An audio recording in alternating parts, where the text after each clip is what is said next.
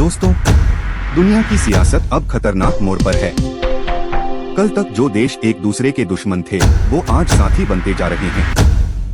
और जिनसे दोस्ती की उम्मीद थी, वो पीठ में छुरा घोंप रहे हैं। याद कीजिए ईरान इजराइल वॉर को। उस समय रूस ने बिना किसी हिचक के इजराइल का साथ दिया था। रूस और इजराइल के रिश्ते मजबूत नजर आ रहे थे।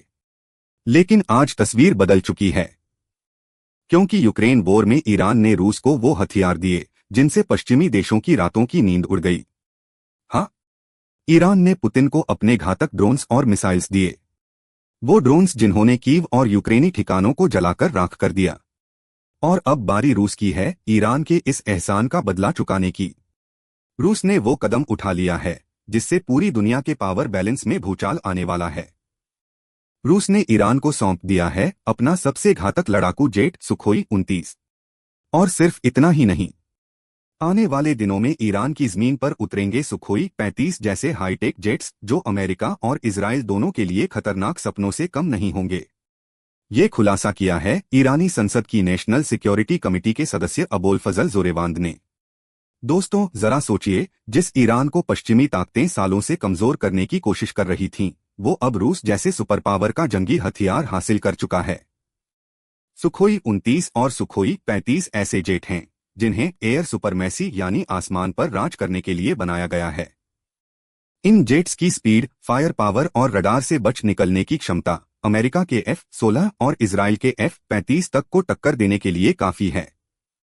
और अगर ये जेट्स ईरान की एयरफोर्स में शामिल हो गए तो खाड़ी के आसमान पर खेल बदल जाएगा। अमेरिका और इजराइल के लिए ये किसी नाइटमेयर से कम नहीं, क्योंकि अब अगर इजराइल ने ईरान को छेड़ा तो जवाब सिर्फ मिसाइल से नहीं मिलेगा, बल्कि आसमान से गरजते सुखोई जेट्स देंगे। क्योंकि रूस ने ये जेट्स सिर्फ हथियार की तरह नहीं दिए, ये एक संदेश है। संदेश ये कि जिसने रूस को सहयोग दिया वो अकेला नहीं रहेगा, रूस उसके साथ खड़ा रहेगा। दोस्तों, साफ है ईरान अब मिडल ईस्ट की नई ताकत बनने की ओर बढ़ रहा है। और इस ताकत का सबसे बड़ा स्तंभ है रूस।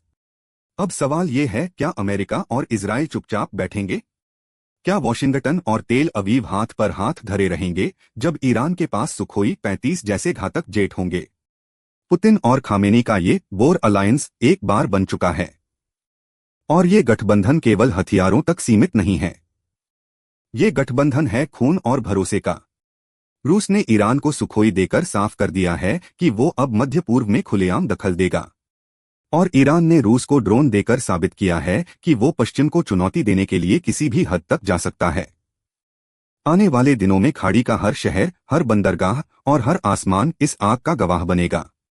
और इस टकराव की चिंगारी कहीं भी, कभी भी भड़क सकती है।